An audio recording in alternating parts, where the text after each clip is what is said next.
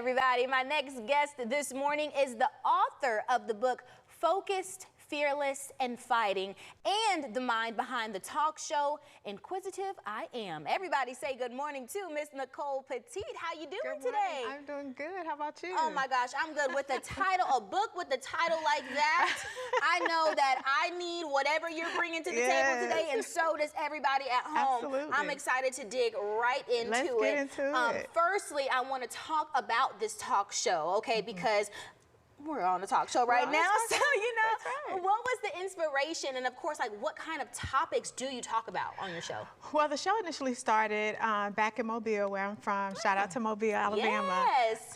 And I started to notice that there were a lot of things going on in the media that wasn't portraying the exact stories. So I initially started it to give people a chance to create their own narratives, tell their own stories their way, their right way.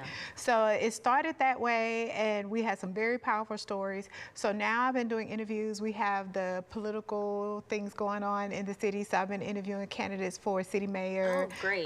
Yes, candidates for city council. So it has to be something that's going to change the community, something that's going to inform the community, something that's going to enhance the community. So those are the type of stories that I bring on our show. Oh my gosh, I love that. Using your platform to give others a voice. I mean, that's what it's all about. You know, some people who may not feel heard, they can come on your show and let everybody know what they're truly thinking.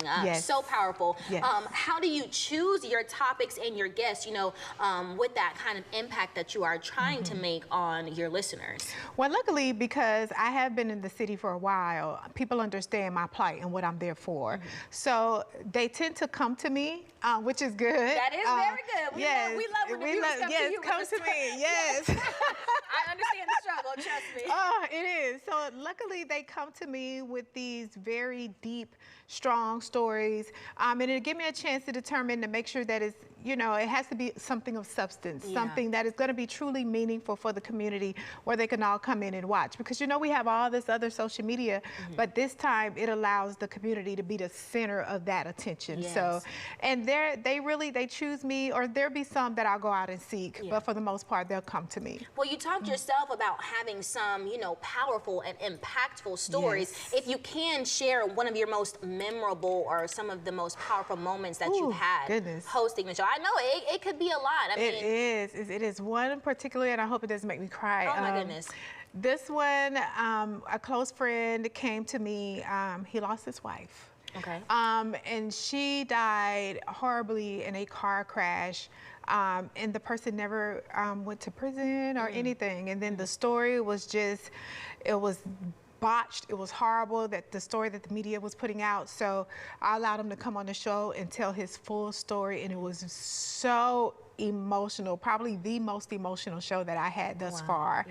Other than that, interviewing the mayoral candidates has been really fun, really competitive, bringing people on to discuss what's going on in the community, about holidays that the city really didn't know that much about until I brought it to the forefront, which was Juneteenth. So it's very celebrated now in the city of Mobile, and so I'm trying to bring some of those things here in Huntsville. Look, I know the city would be happy to help you take it off, or, you know, just increase what you're doing, of course. And what I'm hearing really is people from all walks of life, from you know, politicians to someone who has lost a loved one, but can also share their story and hopefully give some comfort and words of comfort to others who might be dealing with the same thing.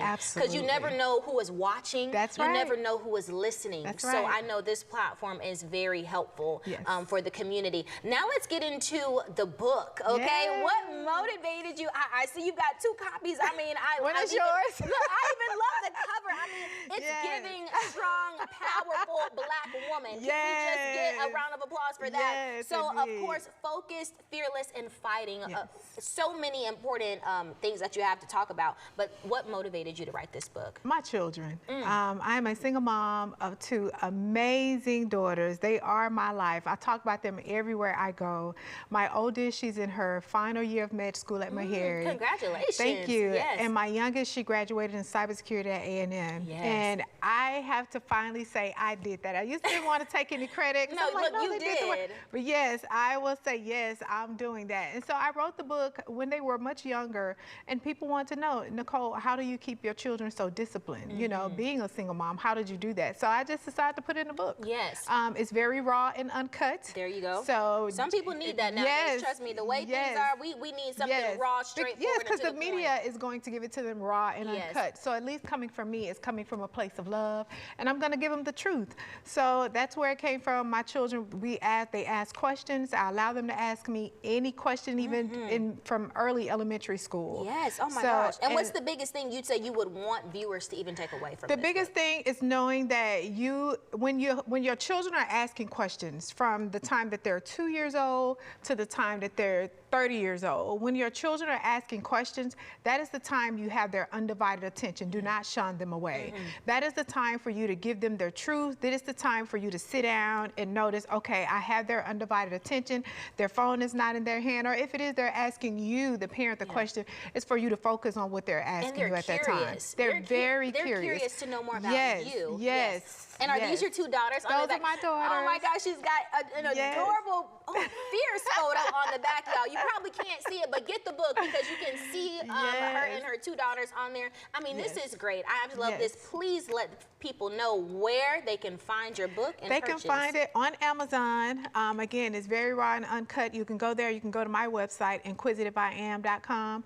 But just be careful, you know, make sure that you're ready to take a whiff of what it is, because again, I raise my girls raw and uncut, and the book is just as I am. Absolutely. But you know what? Raising the next generation of professionals, you know, particularly women, they need it. Yes, they need it. So I know that this is going to be a big gift to everyone who picks this book up. Absolutely. Oh my gosh. Thank you so much for coming by. What would you say, one last thing to encourage folks to pick up your book? We've got just a couple of seconds. Yes. I encourage people to pick up my book. If you are an auntie, an educator, a mother, a father, a friend, someone that passes children on a daily basis, grab the book, because I guarantee you there's at least one sentence in that book that can change the lives of any child that you're around. And that's all it takes is one good sentence. One good sentence. Thank you so much, Nicole. Thank you so much. We appreciate you, I everybody. appreciate you for having me. Oh my gosh, we were so happy. This was some good conversation, y'all. You can continue it with this book. Go ahead and find that link on our As Seen on Day to Day page.